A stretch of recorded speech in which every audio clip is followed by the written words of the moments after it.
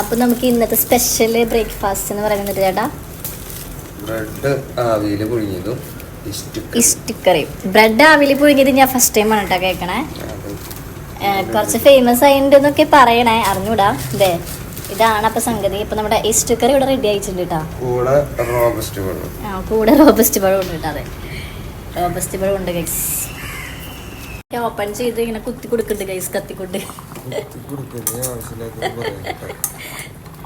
പിന്നെ എന്തിട്ട് ചെയ്യണേ? ഓ ഗൈസ്, ഞാൻ തെറ്റിദ്ധരിച്ച് ഗൈസ് അങ്ങനെയല്ലായിരുന്നു. ചെരിഞ്ഞാൽ നേരെയാക്കി എടുത്ത് നമ്മൾ ആ സാധനം മൂടി വെച്ചിട്ടുണ്ട് കേട്ടോ. അപ്പൊ നമുക്കിനി അതിന്റെ ഫൈനൽ ലുക്ക് നോക്കാം എങ്ങനെ ഇരിക്കുന്നു. എനിക്ക് നല്ല ആകാംക്ഷയുണ്ട് ഗൈസ്. ഞാൻ ആദ്യമായിട്ടാണ് ഈ സാധനം കാണുന്നതും കഴിക്കണതും. ചേട്ടാ ഇതിന് മുന്നേ കഴിച്ചിട്ടുണ്ടോ?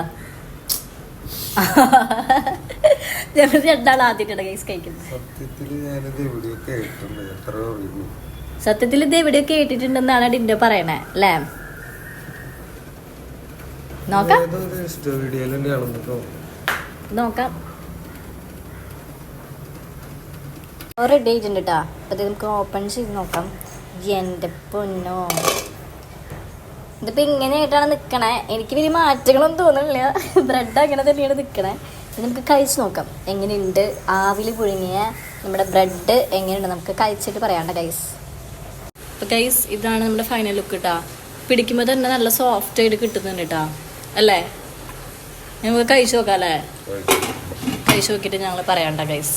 ചേട്ടാ സൂപ്പറാ. അപ്പൊ എല്ലാവരും ഗൈസ് ട്രൈ ചെയ്ത് നോക്കണ്ട. ഇതെങ്ങനെ ചെയ്തു ചേട്ടാ?